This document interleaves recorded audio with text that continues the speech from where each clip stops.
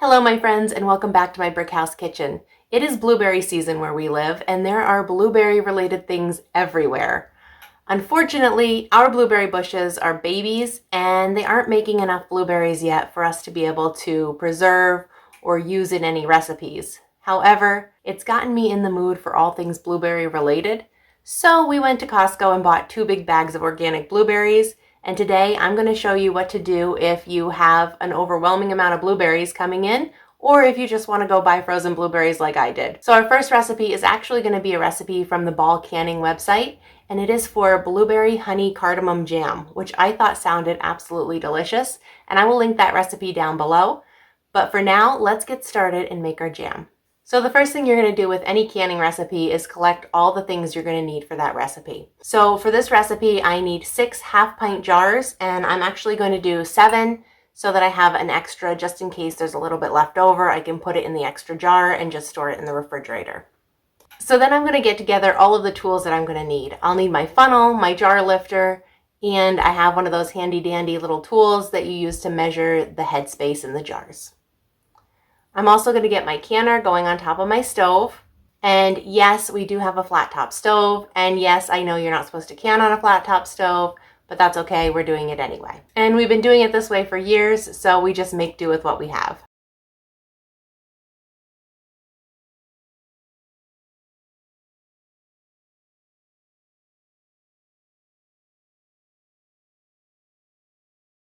All right, now I also need my regular mouth lids and jar rings, and I'm just gonna wash those in soapy water and set them aside until we're ready to can. All right, so for ingredients for this recipe, I need blueberries, honey, lemon juice, cardamom, and vanilla extract.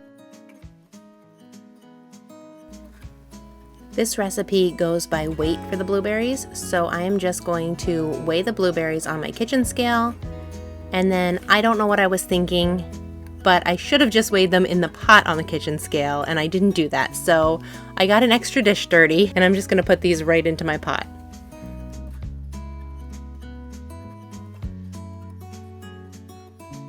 Then I'm going to measure out the rest of these ingredients.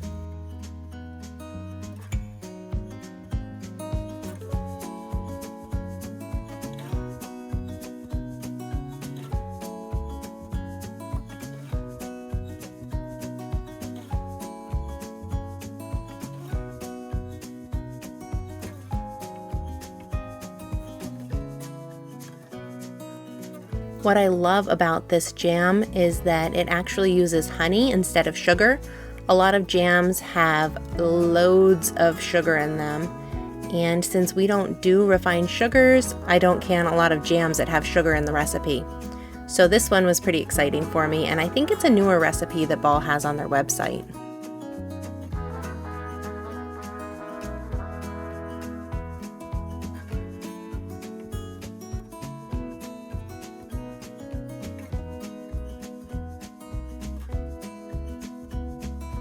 Then I just put the pot over onto the stove, and the recipe calls for it to come to a certain temperature. So it says to simmer it in the pot until it reaches that temperature. So I'm just going to keep checking here so that I know when we hit that number.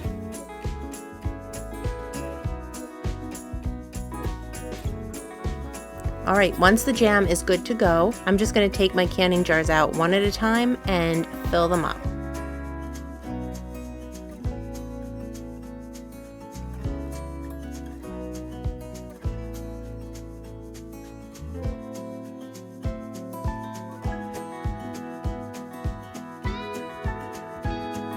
Make sure there's no air bubbles.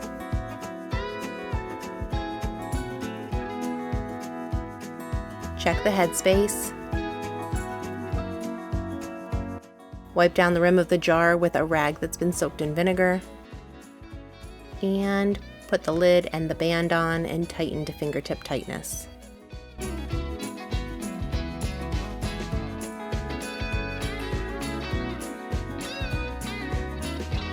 Then I'll place that jar back into my canner so that I can finish up the rest of these jars. Now this recipe actually made all 7 of the jars, and then I had a whole jar left over that was more than even what I prepped. So I just filled that one up and put it right into my refrigerator, and we used it the next day. Now I do have to say this jam has not set, and I should have done the back of the spoon test, which I knew, but it's been so long since I made jam. It's been about 3 years. We made so much jam 3 years ago that I haven't made it since, and then last year we didn't have a good fruit harvest and I ended up not making jam because of that. So I didn't do the spoon test and this jam did not set well.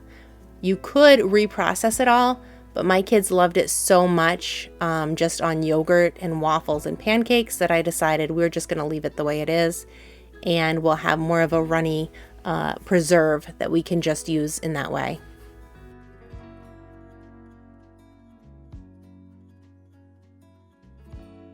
Then the next day I actually used the blueberry jam that I had put in the refrigerator, and I made these little yogurt sundaes for the kids, which they absolutely loved.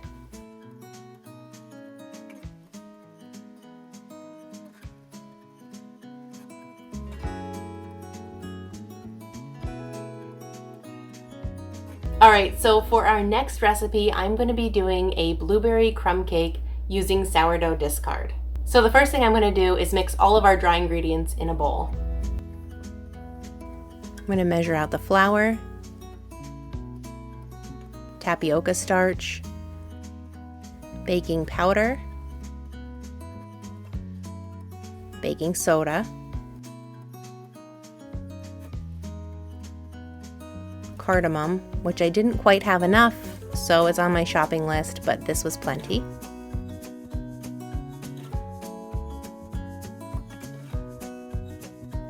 And some salt.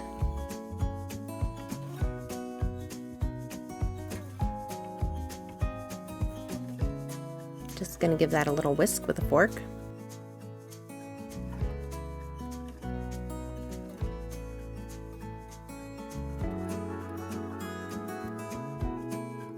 Now I'm going to place my butter and honey into the bowl of my mixer, and I will get this all creamed together before we move on.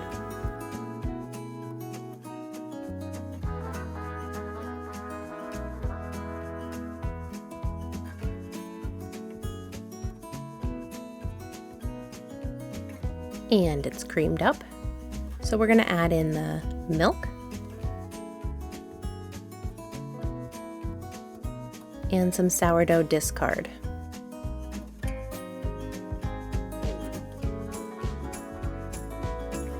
As always, I have the entire recipe written out, and it is down below in the show notes if you'd like to check that out.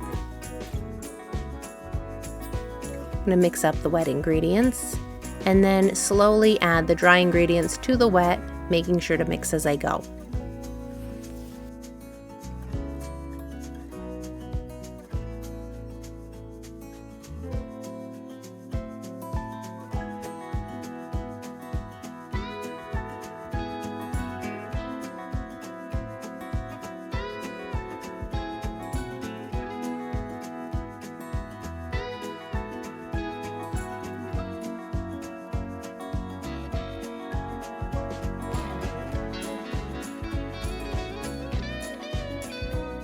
Now I'm just going to use the bowl that I had the dry ingredients in, and I'm going to measure out my blueberries and then give them a little bit of a coating of flour.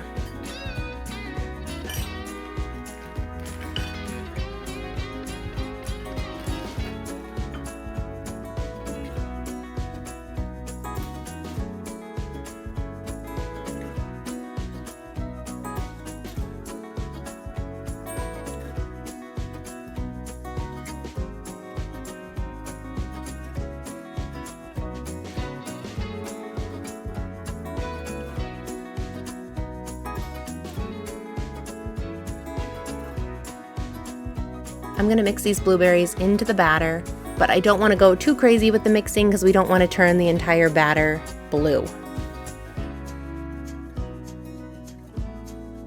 Now, I actually messed up here. Last time when I was recipe testing this, I wanted to write down and remind myself that I wanted to use a bigger pan, and I forgot to do that. So of course I used the same size pan as I did when I recipe tested it, but this would be so much better if you used a rectangular pan and then tripled the crumbs that you put on top. So that's how I'm going to write it in the recipe below. It is a very dense cake, like a New York style crumb cake would be.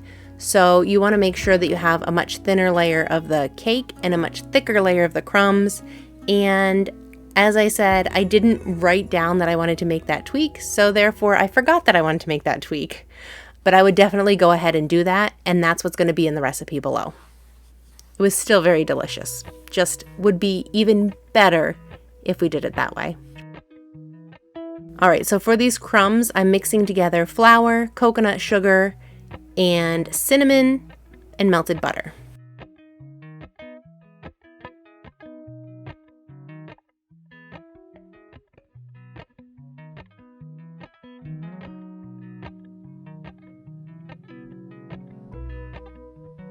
And you just want to mix it until it looks nice and crumbly.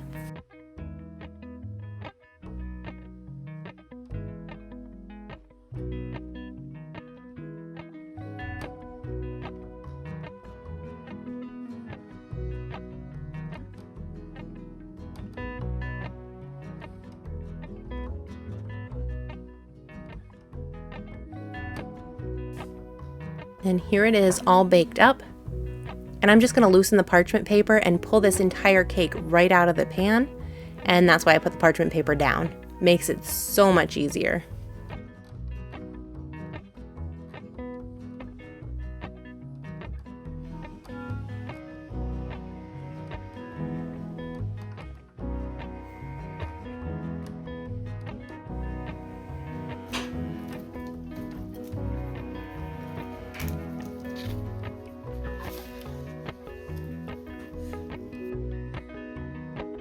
And as always, I have all of my little recipe testers ready and waiting in the wings so that they can have the first pieces. And they gave it 10 thumbs up, so I guess that's pretty good. All right, guys, well, as always, thanks for watching.